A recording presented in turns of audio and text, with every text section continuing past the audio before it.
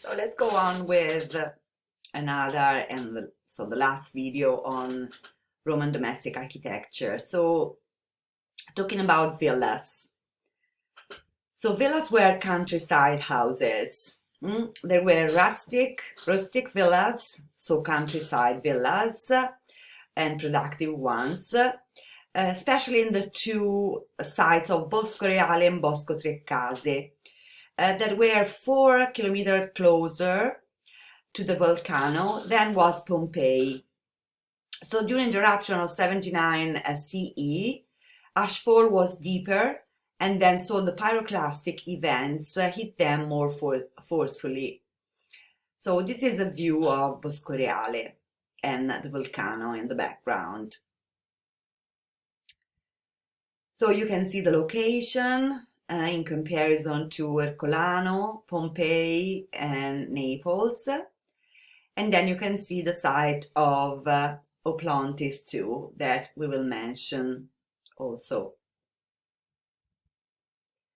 So here you have a villa rustica, so a rural villa called Villa La Regina in Bosco Reale. So this is the villa itself, so you can see under the level of the street, with then the inside court. So the Villa Rustica has been replanted to replicate the original first century plantings at the time of the eruption. So there they produced oil and wine, and so you can see here 2 views of the villa of the peristyle with barredolia, so containers, big jars for wine fermentation. Then there is another one in Bosco Reale called La Pisanella. So you can see here the map with the courtyard, again the repository for the wine jars, then this for oil pressure, this for wine pressure, and this is the real house of the owner with kitchen, bathroom, and dining room. And here is the reconstruction of the villa with the internal so courtyard with the jars for the fermentation of the wine there too. So in Villa La Pisanella has been found a lot of objects, metal objects, as you can see, a seal, bronze part of a wooden bed, a door pull, carriage decoration, and an olive crusher. So the handle of the olive crusher would be about 4 feet above the floor.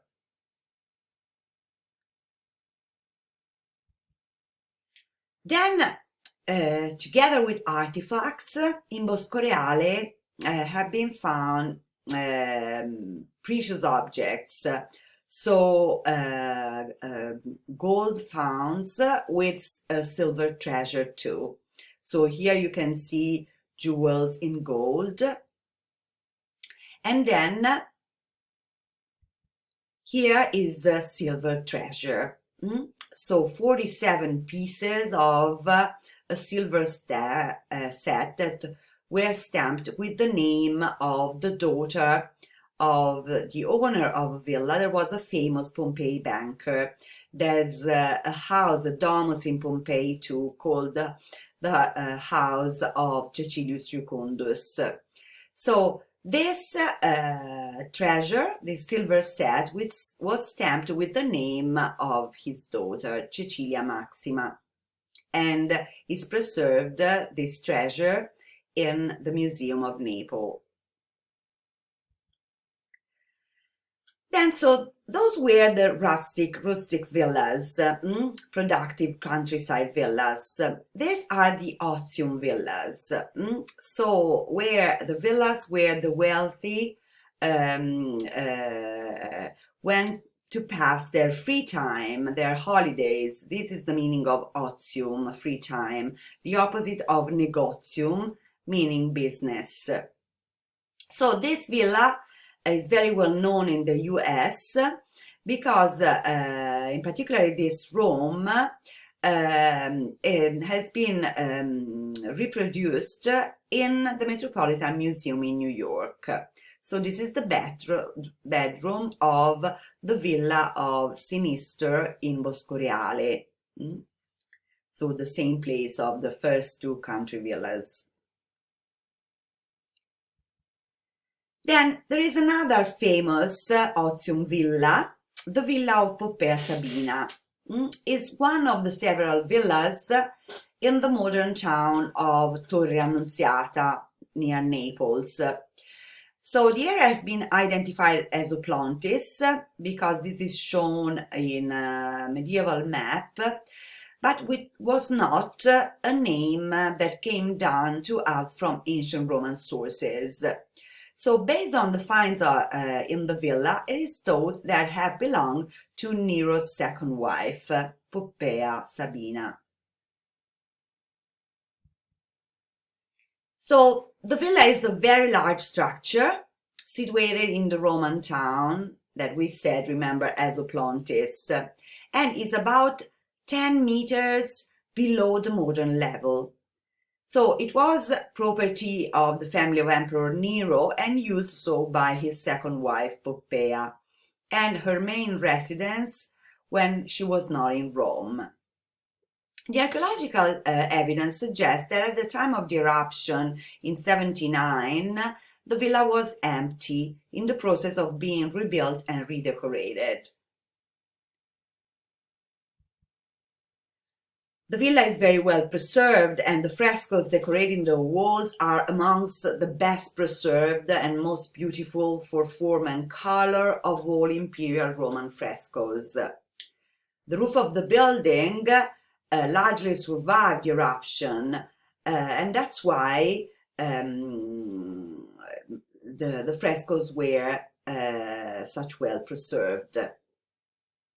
So here you can see a fresco in the so-called Second Pompeian style with thin architecture with windows that seem to open onto views. And then perspectives of trompe-l'œil, so deceive the eye, this is the meaning in French, colonnades. So there are very ambitious undertakings that after Rome's demise of the Roman Empire would not be equaled in Italy until the 15th century. So,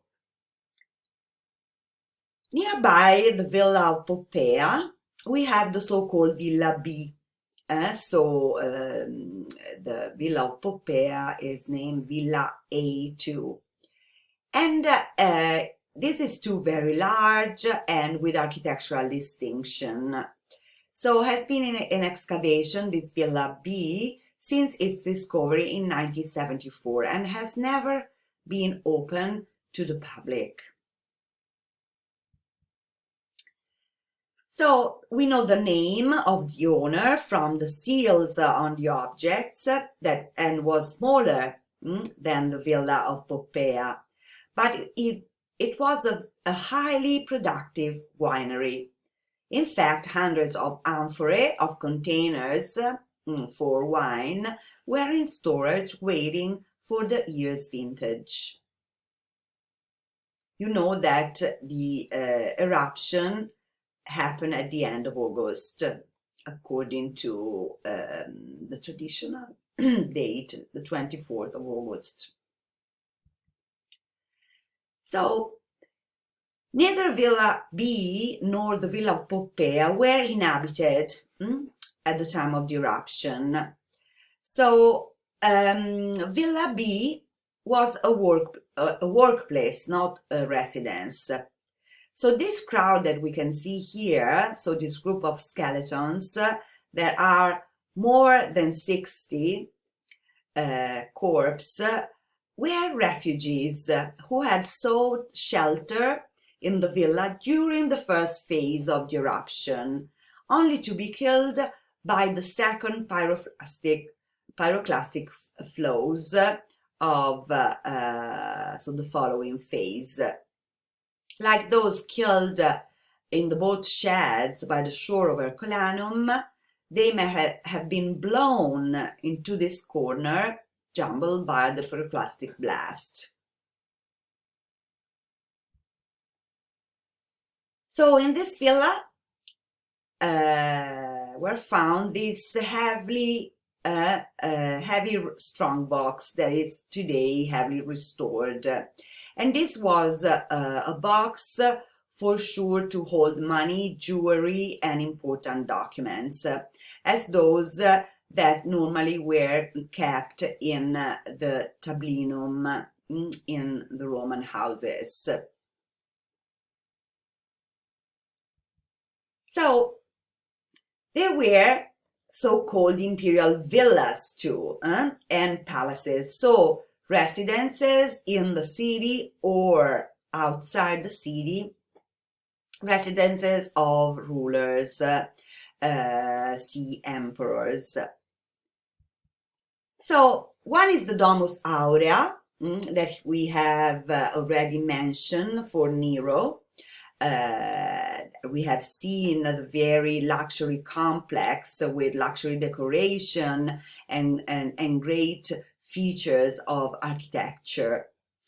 Then there is the Flavian Palace, so the palace built on the Palatine Hill by Domitian, and there too, so the emperor called for the building one of the most famous and inventive, creative architects called Rabirius.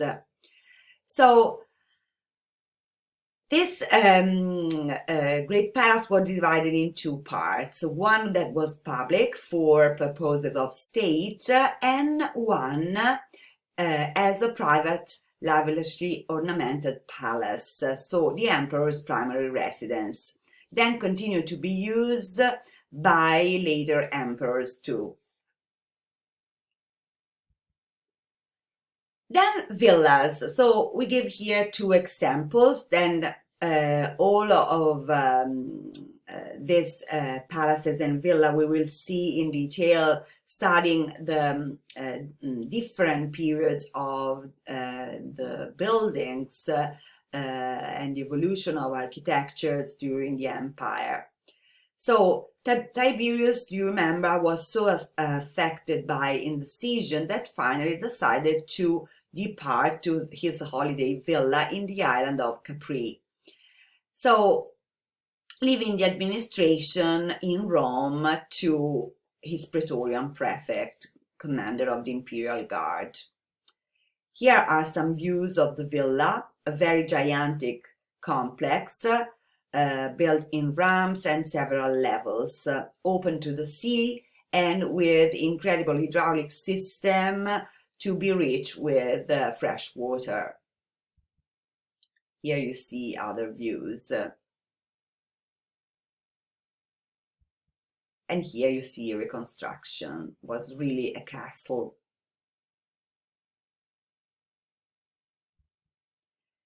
Then we are going to see more in detail too this incredible so-called villa that was more a small town than a real villa, Hadrian's Villa in Tivoli. In this villa, the emperor liked to demonstrate knowledge of all intellectual and artistic fields. He was a patron of the arts, and so this villa is an example of all the landscapes that the emperor saw during his travels around the empire. So here you can see a map the villa, which became a retreat from Rome for the Emperor Hadrian. And the villa was a complex of over 30 buildings covering an area of at least 1 square kilometer, of which much is still unexcavated. And the complex included palaces, so real residences of the emperor, private residences, several baths, then theater, temples, libraries, state rooms, and quarters for courtiers, praetorians, so guards and slaves.